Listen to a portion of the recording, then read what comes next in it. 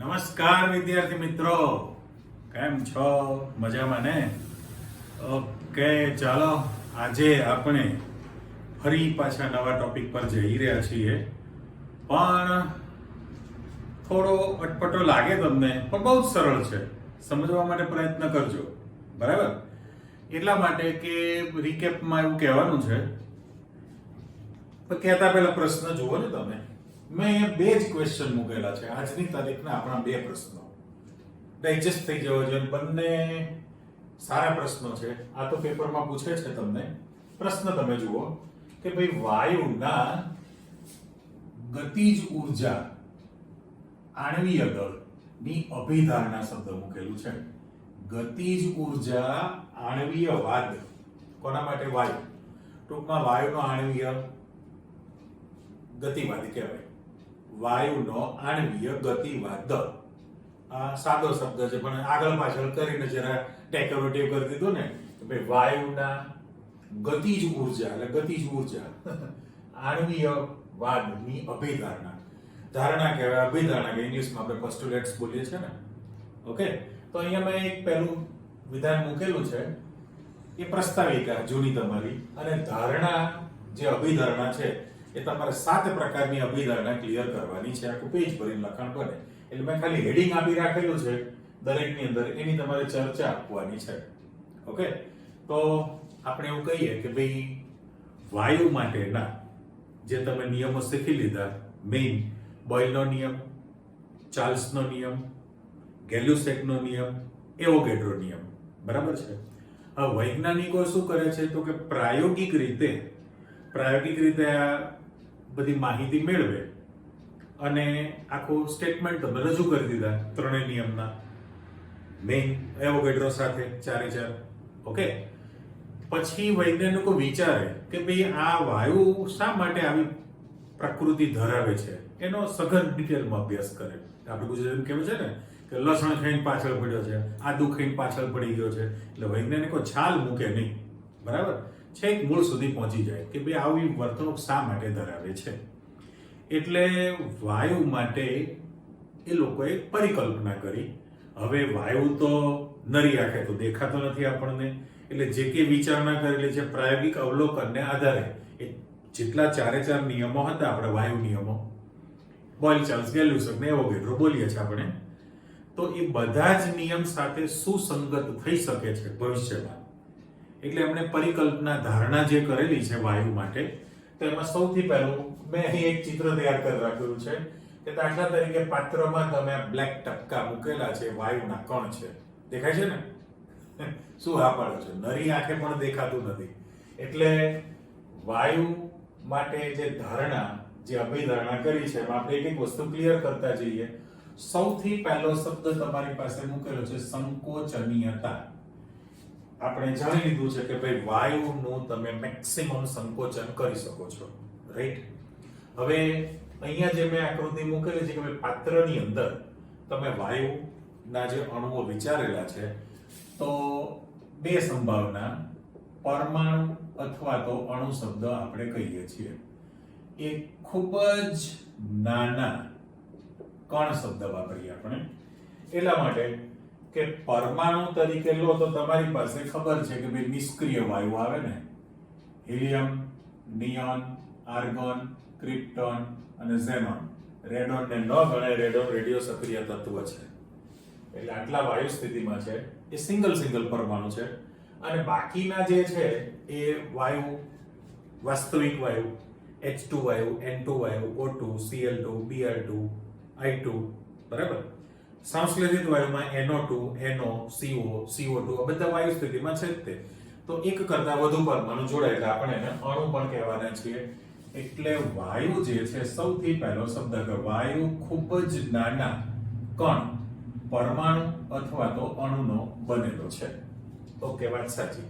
હવે જે અણુઓ છે એ અણુઓ આ ટાઈપના આપણે મૂકી દીધા છે, એને બિંદુ તરીકે વિચારેલા છે. હવે એનું જે કદ છે એ પાત્રનું જે કદ છે, પાત્રના કદની સાપેક્ષમાં ખૂબ જ નાના કણ હોવાથી આપણે એવો શબ્દ મૂકી દઈએ કે ભાઈ વાયુનું કદ ન ગણ્ય શબ્દ મેં કીધું નિગ્લિજિબલ છે. આપણે જેમ જેમ ટોપિક ક્લિયર કરતા જશો એમ હું વચ્ચે લાઇનિંગ પાડતો છું. ચલો આપણે આટલા મુદ્દાની ચર્ચા કરવી છે. પહેલું સંકોચન, પછી વિસ્તરણ, આગળ વધતા જઈએ. તો વાયુનું કદ જે છે, વાયુનું કદ એ તો ખૂબ જ નાના કણ છે અને અસંખ્ય કણ છે. ઢગલા બંધ, કારણ કે 1 મોલ બોર એટલે આંકડો કેટલો 6.02 to 10⁻23. ઓહો, ઢગલો સંખ્યા થઈ ગઈ કહેવાય. એટલે પહેલો જ મુદ્દો કે ભાઈ વાયુ એ ખૂબ જ નાના કણ, પરમાણુ કે અણુનો બનેલો છે. એની સંખ્યા અસંખ્ય છે અને વાયુનું જે કદ છે એ પાત્રના કદની સાપેક્ષમાં અવગણી શકાય, ન ગણી શકાય. એટલે જે વાયુના જે કણ તમે મૂકેલા છે અત્યારે આ પાત્રની અંદર, એ પાત્રને વાયુ બિંદુ શું કહેવામાં આવે છે? વાયુ બિંદુ તરીકે ગણવામાં આવે છે. પણ એમની વચ્ચે જે ખાલી જગ્યા છે વાયુના કદની સાપેક્ષમાં બાકી રહેતો જે અવકાશ છે ખૂબ જ વધુ હોય. માટે તમે વાયુનું ખૂબ જ વધુ સંકોચન કરી શકો છો. બરાબર? વાયુ જે છે સંકોચનીયતા કીધી છે, એટલે વાયુનું ખૂબ જ વધુ સંકોચન કરી શકાય છે. એટલે પહેલું પરિબળ તમારી પાસે આવી ગયું. યાદ રાખજો, ખૂબ જ નાના સૂક્ષ્મ કણ અસંખ્ય છે, એને પાત્રની સાપેક્ષમાં તમે અવગણી શકો છો વાયુના કદને. બીજું કે બિંદુ, વાયુ બિંદુ તરીકે તમે કીધું છે, અને વચ્ચે અવકાશ છે વિશાળ અવકાશ છે, માટે તમે વાયુનું ખૂબ જ વધુ સંકોચન કરી શકો છો. એટલે સંકોચનીયતાનો જે ગુણધર્મ છે, કોમ્પ્રેસ જે તમે કરી શકો, કોમ્પ્રેસિબિલિટી કહેવાય. તો એના માટે આટલું પરિબળ જવાબદાર છે. અને વાત સાચી, આવું હોય તો જ સંકોચન થઈ શકે. પછી વાત આવે છે વિસ્તરણ. તો વિસ્તરણ માટે પણ તમે ઉપરનો જ મુદ્દો કહી શકો કે ભાઈ વિસ્તરણ શા માટે કરે છે? તો કે વાયુના અણુઓ જે છે એની અંદર અવકાશ ખૂબ જ વધુ હોય. બાકી રહેતો જે અવકાશ જે છે ખૂબ જ વધુ છે, ખાલી જગ્યા રહેતી હોય, અને બિંદુઓ જે છે એ ગતિ કરી શકે. ખાલી અવકાશમાં ગતિ કરવાના છે, કારણ કે આપણે સાથે સાથે એમ કહેવું છે કે સતત ગતિ. ચાલો, બરાબર, આ બધા નજીકના મુદ્દા છે. એટલે મારે શું કહેવું પડે, આને આપણે બે બ્લોક કરી દઈએ કે ભાઈ વાયુના અણુઓ સતત અસ્તવ્યસ્ત, બરાબર, સતત શબ્દ કીધો છે અને અસ્તવ્યસ્ત ગતિ કરતા હોય છે. એટલે રેન્ડમ કહેવાય, ઇંગ્લિશમાં શબ્દ રેન્ડમ લઈએ. એ મૂવેબલ છે, સતત અસ્તવ્યસ્ત ગતિ કરતા હોય છે. હવે જે ગતિ કરે, તો વાયુનો કણ છે દાખલા તરીકે એ સીધી લીટીમાં ગતિ કરે, સ્ટ્રેટ, પણ એ બધી જ દિશામાં ફેલાઈ શકે છે. હવે એવું જરૂરી નથી, દાખલા તરીકે આપણે ચિત્ર મૂકેલું છે તો હું આ સીધી લીટીમાં ગતિ કરે છે, માની લો કે આ સીધી લીટીમાં ગતિ કરે છે, આ પણ સીધી લીટીમાં ગતિ કરે, તો એની ડિરેક્શન સ્ટ્રેટ છે, પણ અસ્તવ્યસ્ત, અયોજિત એટલે યોજના વગરની, જે શું થાય છાપામાં ન્યૂઝમાં આવે ને, પૂર્વ યોજિત કાવતરું, એટલે પ્રી પ્લાન કરેલું હોય, પૂર્વ યોજિત કાવતરું, અને આપણે અયોજિત, યોજના વગરનું. એટલે વાયુના કણો સીધી લીટીમાં, આપણે શબ્દ મૂકી દઈએ અહીંયા આગળ કે સીધી લીટીમાં, એટલે સ્ટ્રેટ, સતત અસ્તવ્યસ્ત ગતિ કરે છે, બધી જ દિશામાં ફેલાઈ શકે. અને એના કારણે તો વાયુ જે અવકાશ જે છે એની અંદર એક તો વિસ્તરણ પામી શકશે, અને તમને તમારી પાસે જેટલું પાત્ર છે એ પાત્રમાં બધે જ ફેલાઈને ગોઠવાઈ શકે છે, બધી જગ્યાએ ફેલાઈ શકે. એટલે પરિબળ બંને લગભગ નજીકના થયા કે કણ સતત અસ્તવ્યસ્ત ગતિ કરવાના છે સીધી લીટીમાં, બધી જ દિશામાં ફેલાઈ શકે છે, ખાલી અવકાશ તો રહેવાનો જ છે. એટલે વાયુનું વિસ્તરણ થઈ શકે છે, અને જેટલું પાત્ર હોય, જે ખાલી પાત્ર છે, બધા જ અવકાશની અંદર ફરી શકે.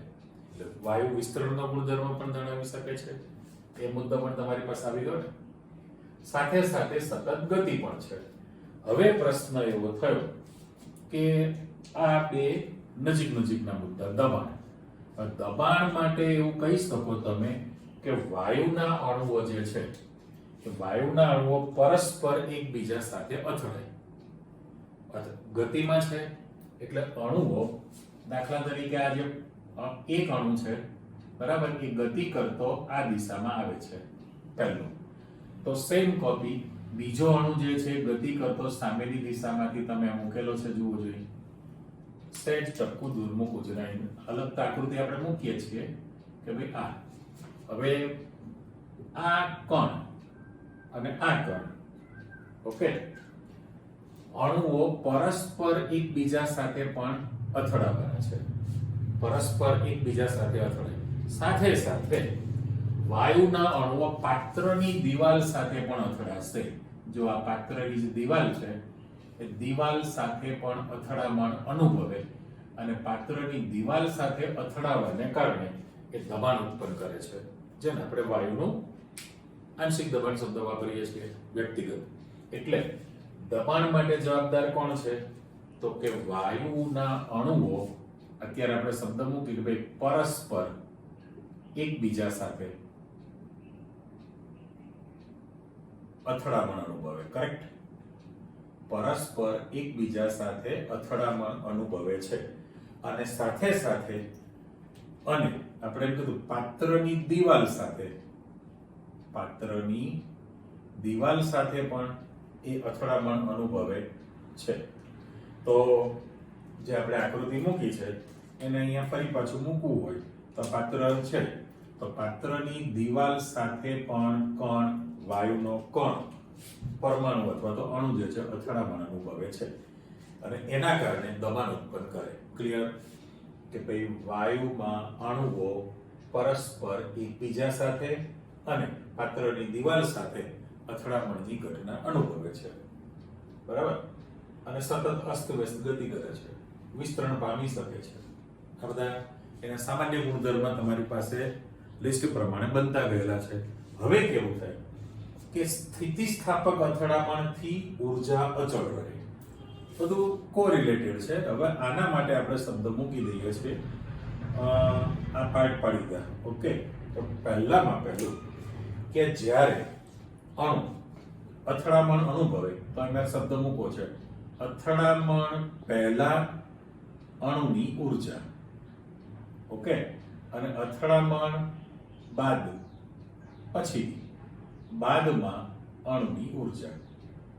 ચલો હવે આપણે ક્લિયર કરતા જાઓ કે ભાઈ જ્યારે વાયુના અણુઓ સતત અસ્તવ્યસ્ત ગતિ કરતા હોય ત્યારે અથડામણ પહેલા અણુની ઊર્જા, ઓકે, અને અથડામણ બાદ અણુની ઊર્જા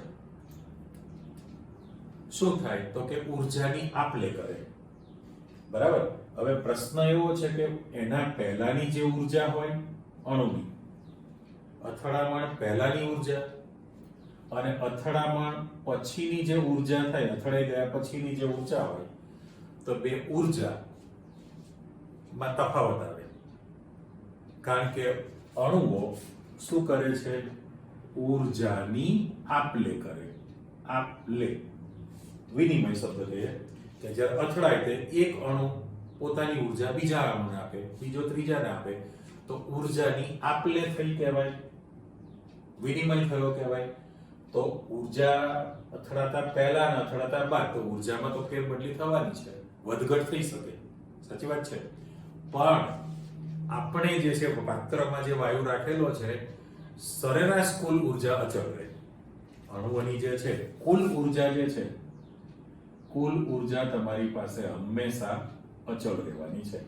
આમાં ફેરબદલી થાય તમે કહે જ દીધું છે. ફરી જુઓ કે ભાઈ સ્થિતિસ્થાપક અથડામણ, કે અથડાશે સ્થિતિસ્થાપક, જેમ પેલું ઇલાસ્ટિસિટી શબ્દ વાપરીએ છીએ કે એક હલકો દડો બીજો દડો તમે મારો તો અથડાઈને ગમે તે દિશામાં ફંગોળાઈ જશે, ત્યાં ચોંટી તો રહેતા નથી. એટલે અહીંયા પણ શું કહે છે આપણને કે ભાઈ અણુઓની સ્થિતિસ્થાપક અથડામણ ને કારણે ઊર્જા અચળ રહેશે અણુઓની. પણ પહેલી જ ચર્ચા કે ભાઈ અથડામણ પહેલાની ઊર્જા અને અથડામણ પછીની ઊર્જા, એ ઊર્જામાં તફાવત આવી શકે છે, ફેરબદલી થાય, કારણ કે ઊર્જાની આપ-લે થાય, વધઘટ થઈ શકે અણુઓમાં.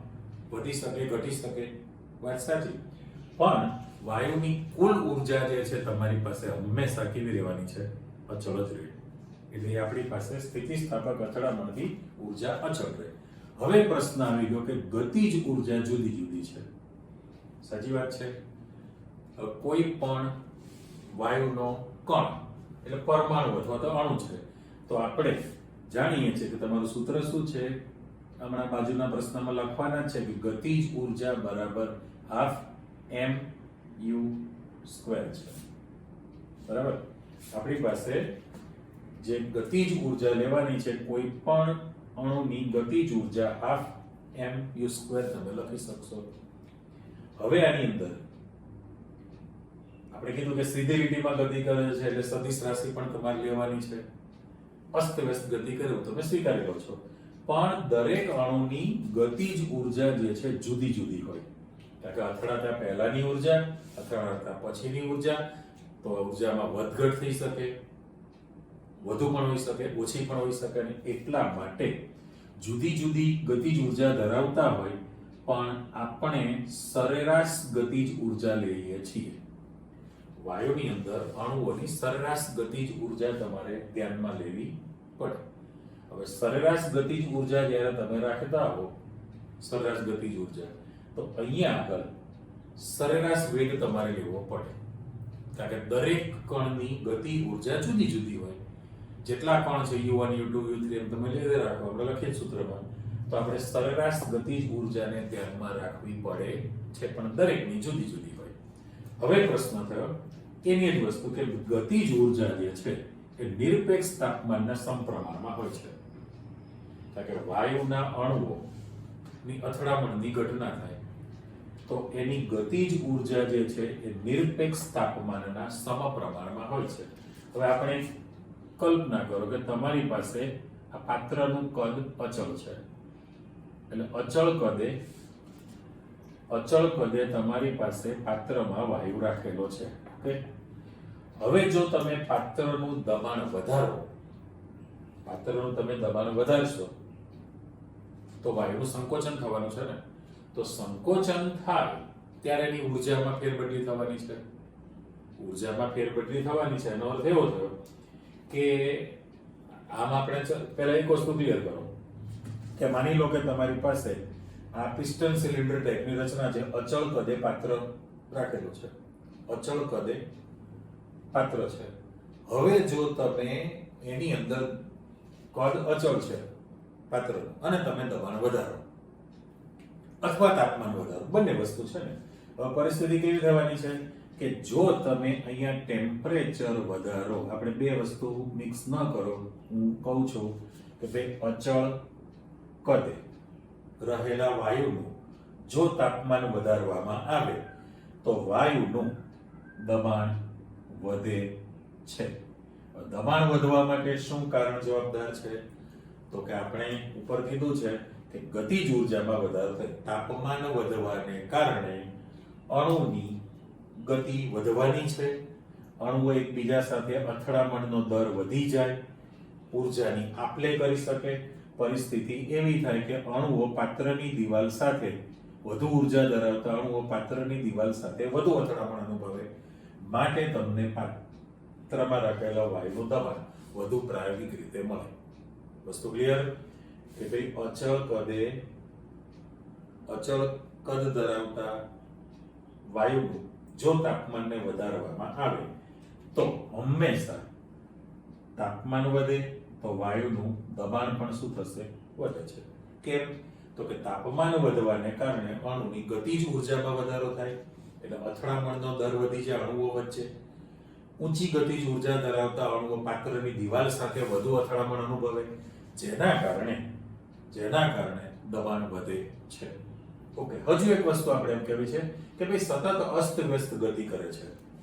તો આપણને ખબર છે કે ઘન પદાર્થનો કદ અને આકાર, કદ નિશ્ચિત છે ને. તમે કોઈ પણ વસ્તુ સોલિડ મૂકો છો, ઘન પદાર્થ, ચોપડી, ટેબલ, પંખો, આ તે વગેરે મૂકો એટલે કદ રોકે.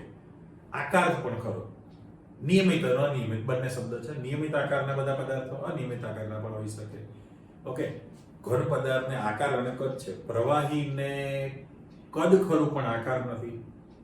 તમે જે પાત્રમાં ભરો એમાં સમાઈ શકે, પણ વાયુને કદ કે આકાર એક પણ નથી.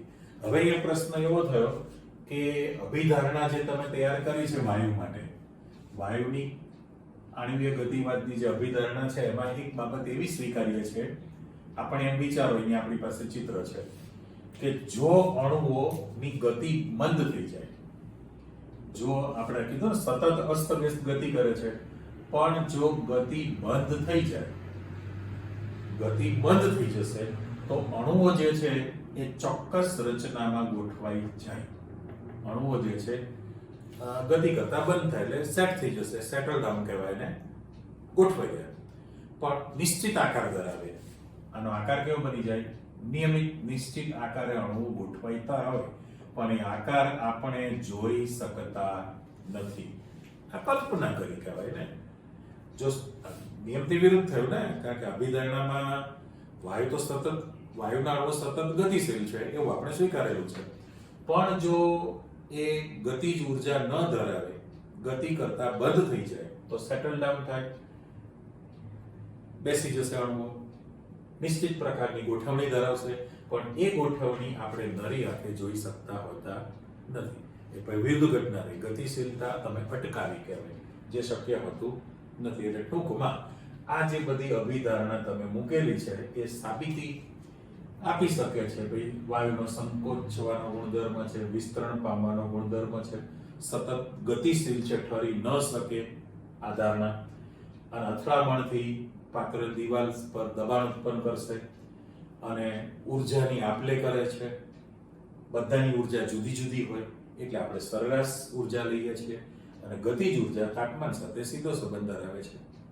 બરાબર, તાપમાન વધે તો વાયુનું દબાણ વધે છે, કારણ કે ગતિ ઉર્જા વધે.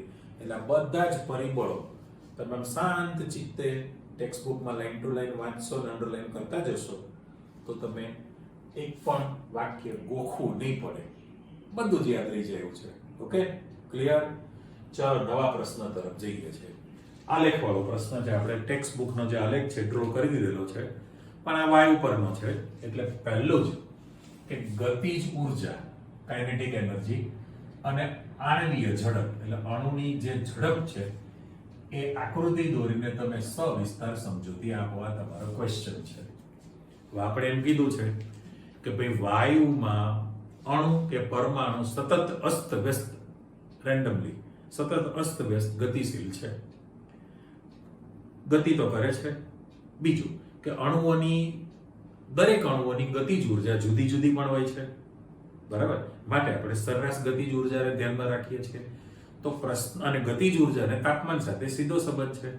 આટલા પરિબળને જો તમે રાખો તો પહેલામાં પહેલું કે ભાઈ ગતિજ ઉર્જા જે છે, ગતિજ ઉર્જા, એ ગતિજ ઉર્જા બે બાબત પર આધાર રાખે. ગતિજ ઉર્જાનો પહેલો સંબંધ છે તાપમાન સાથે.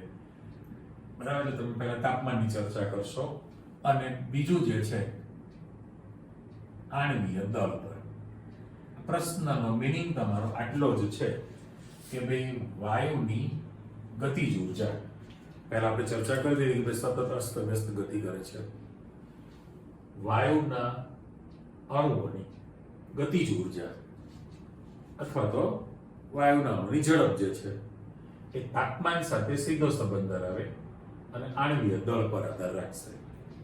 હવે અસંખ્ય સંખ્યા કીધેલી છે, તમારે અહીંયા ધારી લેવું પડે. આ જે ચિત્ર મૂકેલું છે તમારા માટે કોમન છે. ધારો કે આ જે વાયુ છે, ધારો કે કોઈ એક વાયુમાં અણુઓની સંખ્યા તમે n લીધેલી છે, n અણુઓ છે. બરાબર, અને દરેક અણુઓની જે આપણે ગતિજ ઉર્જા શબ્દ કહીએ છીએ, ગતિજ ઉર્જા n અણુઓ હોય, અને દરેકની ગતિજ ઉર્જા અનુક્રમે u1, u2, u3 એવી રીતે હોય.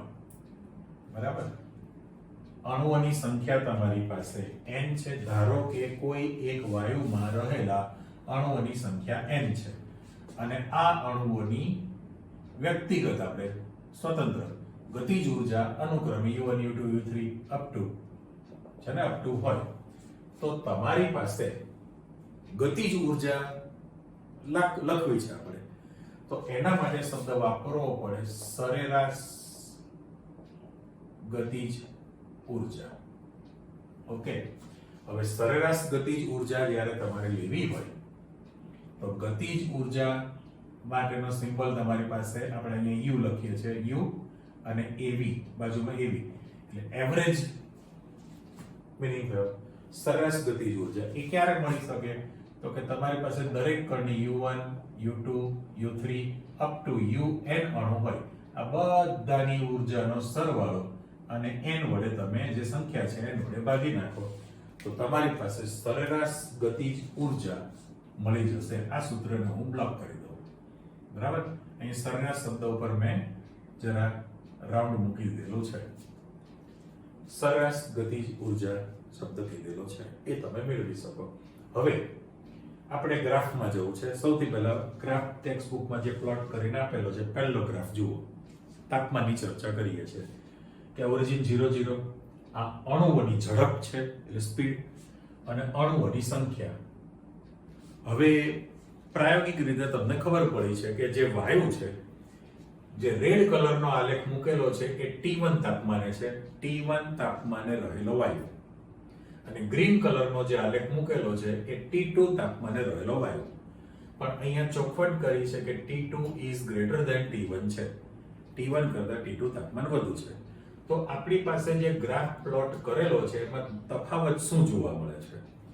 અહીંયા જે ઝડપ અણુઓની સંખ્યા જે છે અણુઓની સંખ્યા તમે અહીંયા મૂકેલું છે જેને બ્લોક કરું. હવે આ અથડામણ અનુભવતા અણુઓની સંખ્યા અને એ અણુઓની આપણે સ્પીડ ઝડપ લીધેલી છે.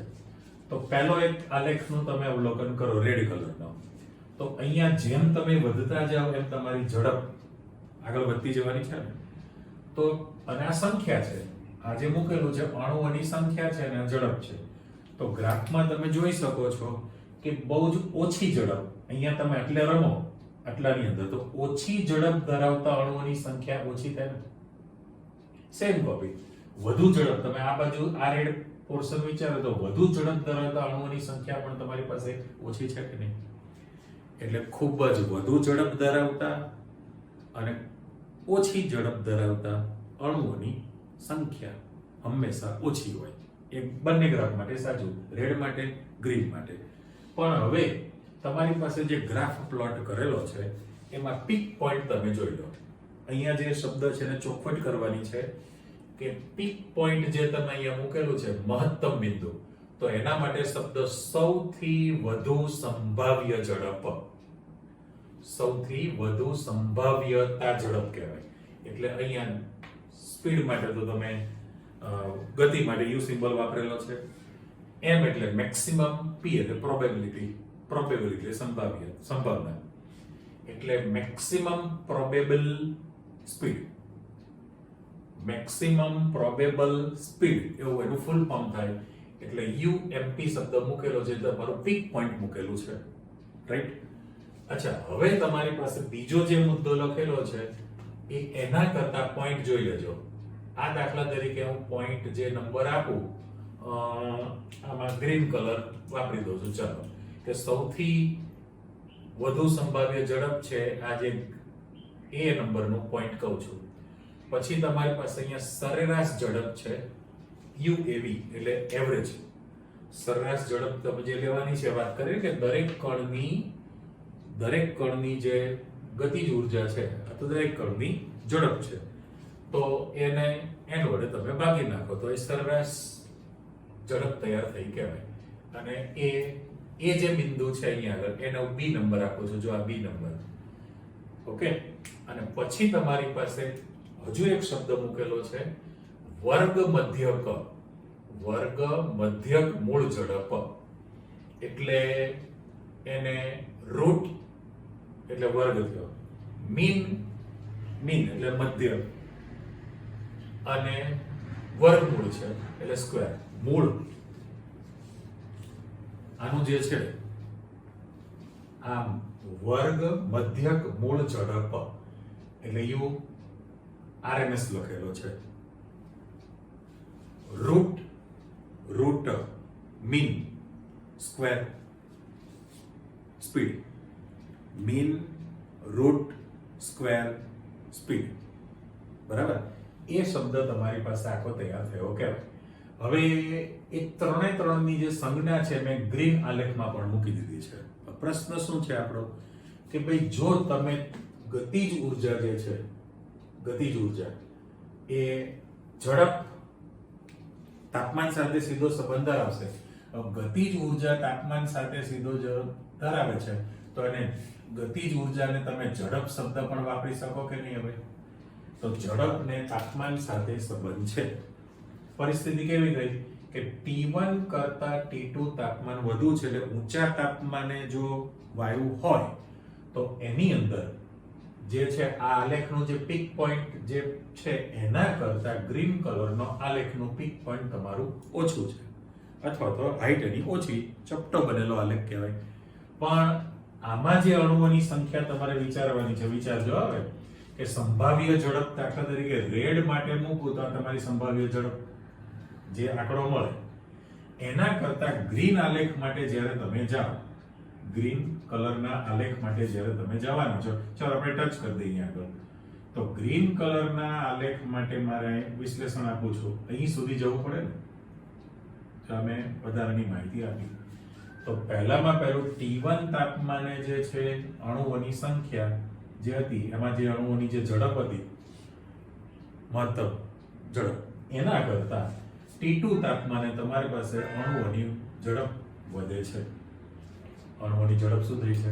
વધી. સાથે સાથે અણુની સંખ્યા પણ વધારો થયો કહેવાય, ઝડપ પણ વધે છે. એટલે તાપમાન વધવાને કારણે ગતિજ ઉર્જા વધે, માટે અણુઓની ઝડપ સ્પીડ વધવાની છે. એ તમારી પાસે પહેલું પરિબળ તૈયાર થતું ગયું. ઓકે. અને બીજો શબ્દ છે કે આણ્વીય દળ. હવે એના એક સિમ્બોલ છે તમારી પાસે જે આ મૂકેલું છે, સંજ્ઞા જોઈ લો. પહેલું જે બ્લુ કલરનું છે એ સંભાવ્ય ઝડપ કીધી છે, બરાબર, મેક્સિમમ પ્રોબેબલ સ્પીડ. પછી એવરેજ સ્પીડ કીધી છે UAV, અને તમારી પાસે આરએમએસ લખેલું છે. આરએમએસ નો ફૂલ ફોર્મ શું હતું? Route mean square speed. હવે તરત તમારી પાસે આવી ગયું કે આપણે જ્યારે સરેરાશ લઈએ છીએ, જો તમે અહીંયા સરેરાશ ગણતરીમાં રાખતા હો તો half mu square, half u square છે ને, જો અહીંયા સૂત્ર તમારું ગતિજ ઉર્જા માટે હાફ m અને u સ્ક્વેર છે. પણ એના માટે સરેરાશ જ્યારે શબ્દ વાપરો ત્યારે u સ્ક્વેર જ્યારે તમારે મૂકવાનું હોય તો થશે કેવું તમારી પાસે કે ભાઈ આ u સ્ક્વેર સરેરાશ શબ્દ લાગે, લીટી આપણે સરેરાશ આપણે જાણીએ છીએ. તમારે અહીંયા લખવું હોય તો દરેક માટે લખવું u1 square, u2 square, u3 square up to un square મૂકી દઉં અને છેદમાં n કરી દઉં તો તમારી પાસે સરેરાશ થઈ ગયું ને. સરેરાશ મધ્યસ્થ કરી દો. મધ્યક શબ્દ એટલે સરેરાશ. સરેરાશ વેગનો વર્ગ થયો, સરેરાશ ઝડપનો સ્ક્વેર તૈયાર થયેલો કહેવાય. હવે પેલો જે પદ છે એ કેવી રીતે મેળવવામાં આવે? તો URMS મેળવવા માટેનું સૂત્ર તમારી પાસે એવું છે, URMS એટલે શું? બરાબર, તો તમારી પાસે આ જે પદ છે એનું લઈ લો વર્ગમૂળ. બરાબર, એટલે સરેરાશ ગતિજ ઉર્જાનું વર્ગમૂળ લો તો એને વર્ગ મધ્યક મૂળ ઝડપ કહેવાય. એટલે આ સૂત્રને પણ આપણે બ્લોક કરી દઈએ. આ રાશિ તમારી પાસે આવી ગઈ. બરાબર છે, એટલે આ જે પદ તમે મેળવું એનું વર્ગમૂળ કરી નાખો તો તમારી પાસે URMS બની ગયું. પણ બંને વચ્ચે તફાવત છે.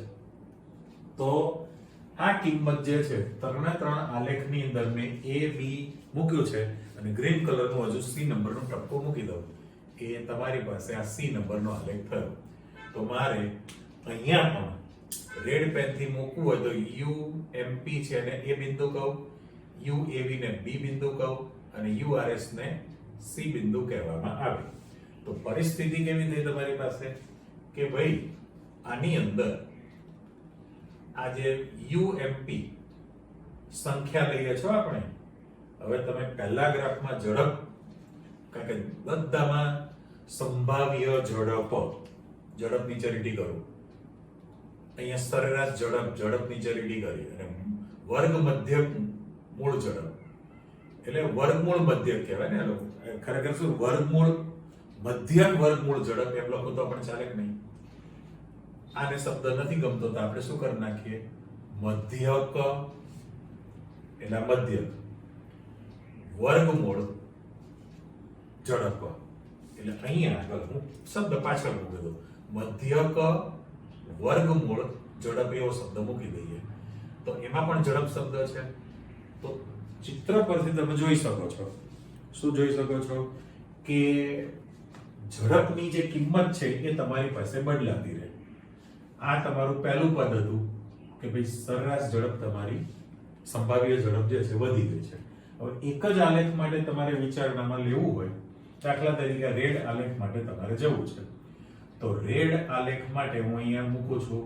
દાખલા તરીકે રેડ માટે જો તો તમારું પહેલું, એના પછી આ બીજું ડોટેડ લાઈન અને એના પછી આ ત્રીજું ઘાટી લીટી, ત્રણે ત્રણ અલગ દેખાશે. તો ઝડપની કિંમત જે છે એ વધતા દરમાં છે ને, તો મારે અહીંયા આગળ સૌથી પહેલું URMS લખું, એની વેલ્યુ સૌથી વધુ છે. જો એની વેલ્યુ સૌથી વધુ, એનથી ઓછી છે, તો ત્યાર પછી મારે શું લખવું, તો યુ એવી લખવું પડે અને એના પછી લખું તો યુ એમપી લખવું પડે. તો આ જે તમારી પાસે ક્રમ બન્યો છે, ક્રમ એ કેવો ક્રમ થયો, તો કે વધતો ક્રમ છે. આ વેલ્યુ URMS એ ઝડપ વધુ હોય, એના કરતા સરેરાશ ઝડપ ઓછી છે અને એના કરતા સંભાવ્ય ઝડપ જે છે ઓછી છે. આ રીતનો તમારો વધતો ક્રમ બન્યો કહેવાય.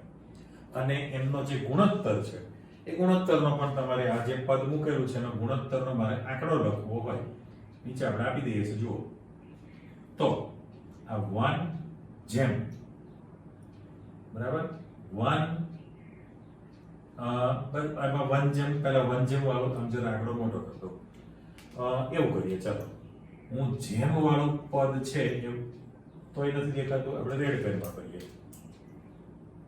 બરાબર 1 જેમ, અહીંયા પણ જેમ, અને પછી લખું તો ત્રણે ત્રણમાં તમારી પાસે એકડો તો મૂકેલો છે. અહીંયા 1.128 છે, 1.128 અને અહીંયા 1.224 છે. આ તમારી પાસે URMS, UAV અને UMP નો જેમ ગુણોત્તરનો સંબંધ મેં અહીંયા તમને આપી દીધો. 1 જેમ 1.28 જેમ 1.224 છે. એટલે પહેલું જે પરિબળ હતું એ તમે તાપમાનની તો ડિટેલમાં ચર્ચા કરી નાખેલી છે. હવે તમારી પાસે આવે છે બીજું પરિબળ, આણ્વીય દળ. તો આણ્વીય દળમાં સીધી સટ વસ્તુ છે કે જેમ અણુનું દળ વધુ હોય એમ અણુઓની ગતિજ ઊર્જા ઓછી હોય.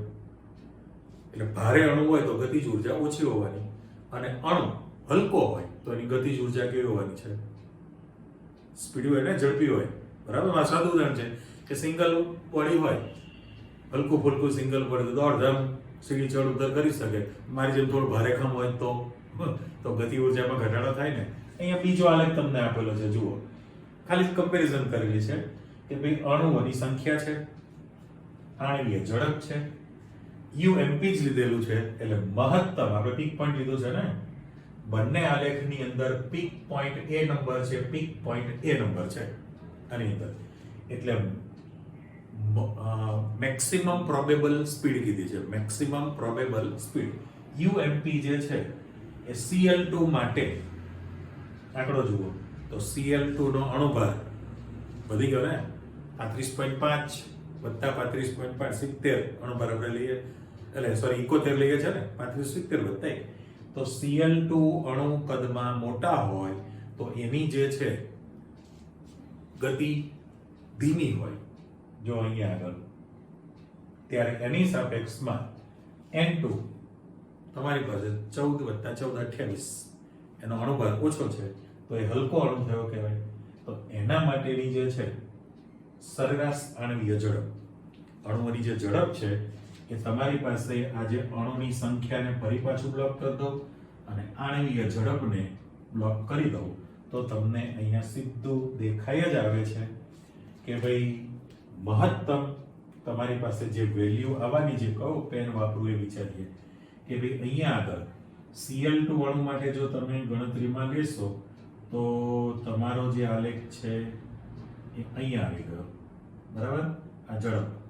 અને N2 માટે તમે જોશો, ફરી ડોટેડ લાઈન આપી દઉં છું આગળ આગળ આગળ આગળ આગળ, તો આ ગ્રીન માટેનું મેક્સિમમ પોઈન્ટ છે. તો ઝડપ, આણ્વીય ઝડપ વધે છે ને, આણ્વીય ઝડપ જે છે એ વધી કહેવાય. ટૂંકમાં હલકા અણુઓ હોય, હલકા એટલે ક્વોલિટીમાં હલકા નહીં, હા, વજનમાં લાઇટ વેઇટ, વજનમાં હલકા હોય તેવા અણુઓની આણ્વીય ઝડપ વધુ હોય છે, ગતિજ ઉર્જા વધુ ધરાવે. ત્યારે એની સાપેક્ષમાં ભારે હોય, આણ્વીય દળ વધુ હોય તો એની ગતિજ ઉર્જા ઓછી રહેતી હોય છે. એટલે ટૂંકમાં આપણે બે પ્રશ્નો જે શીખ્યા એ આણ્વીય વાયુ માટેની ચર્ચા કરી. પહેલું, વાયુનો આણ્વીય ગતિવાદનો સિદ્ધાંત કહેવાય. આણ્વીય ગતિવાદનો સિદ્ધાંત થયો, પણ એમાં બધી જ ગતિજ ઉર્જાને જવાબદાર લીધેલું છે. અને ત્યાર પછી તમે ગતિજ ઉર્જા અને આણ્વીય ઝડપ એની સાથેનો સંબંધ છે, પણ એનો અણુની સંખ્યા અને ઝડપ, એકચ્યુઅલી એ પ્રકારનો આલેખ તૈયાર થયેલો કહેવાય. તો બે પરિબળની ચર્ચા કરી, તાપમાન અને આણ્વીય દળ. તાપમાન વધે એટલે અણુઓની ગતિજ ઉર્જા વધવાની છે, જેના કારણે અથડામણનો દર વધશે, અણુઓની ઝડપ પણ વધી શકે છે, દબાણ પણ વધે, બધું કોરિલેટેડ છે. પછી તમે સરેરાશ ગતિજ ઉર્જા લીધી, તો આપણે સરેરાશ ધ્યાનમાં રાખીએ છીએ, વ્યક્તિગત એક અણુની ઉર્જા લેતા નથી, એ માપી પણ ન શકાય, એટલે આપણે સરેરાશ શબ્દ લીધેલો છે. પણ હવે સ્થાનાંતરીય સરેરાશ ગતિજ ઉર્જા કહેવાય, સરેરાશ સ્થાનાંતરીય ગતિજ ઉર્જા. અહીં શબ્દ એક આપણે મૂકીએ છીએ, ફરી પાછો લખું છું, બ્લુ પેન વાપરી દો. ચલો કે ભાઈ સરેરાશ, ઓકે, સ્થાનાંતરીય એટલે સ્થાનાંતરીય એવો શબ્દ, અને એને આપણે ગતિજ ઉર્જા શબ્દ મૂકી દીધો. તો પહેલામાં પહેલું કલર પૂર્તિમાં તમે જાઓ તો સરેરાશ સ્થાનાંતરીય ગતિજ ઉર્જા એ દર્શાવવા માટે u સ્ક્વેર બાર તરીકે લેવું પડે. તો બધાનો તમે સ્ક્વેર લીધેલું છે, સરવાળો n વડે ભાગાકાર કરો. પણ આનું વર્ગમૂળ તમે રાખો, આ જે વેલ્યુ છે એનું વર્ગમૂળ લઈ લો, એને URMS કહેવાય. URMS, route mean square speed. ટૂંકમાં એને વર્ગિત, આજે એકચ્યુઅલી તો છે ને સરેરાશ વર્ગિત વર્ગમૂળ થયું કહેવાય. લીટો એટલે સરેરાશ છે, વર્ગિત એટલે વર્ગ છે, અને રૂટ છે એટલે સ્ક્વેર રૂટ થયો ને, સ્ક્વેર રૂટ. સરેરાશ વર્ગિત વર્ગમૂળ ગુજરાતી URMS કીધું. પણ મેં તમને કહ્યું એ પ્રમાણે આલેખમાં જે A, B, C ત્રણેય પોઈન્ટ જે છે એ ત્રણેય પોઈન્ટમાં ઝડપની જે સંખ્યા જે છે એ તમારી વધતા દરમાં છે. 1, 2, 3 એમ પોઈન્ટ વિચારેલા છે, તો વધતો ક્રમ થયો અને એનો ગુણોત્તર તમારી પાસે આ પ્રકારનો મળતો હોય છે. એટલે ટૂંકમાં આપણે ગતિજ વાદની બધી ચર્ચા વિચારણા કરી નાખી છે, છતાં એમાં બે અભિધારણા તમારી પાસે સુધારા વધારા માંગશે. કઈ એક તો તમને અંદાજ આવી ગયો કે ભાઈ ગતિ બંધ કરી દે તો ડાઉન થઈ જાય ને, સરળ લાવું તો ગોઠવણી થઈ જાય, નિશ્ચિત આકાર ધરાવે, આપણે જોઈ શકતા નથી હોતા. તો એ નિયમથી વિરુદ્ધ છે, સતત ગતિશીલ રહેવું જોઈએ, બરાબર. અને બીજું આપણે કદ છે, કદને અવગણીએ છીએ.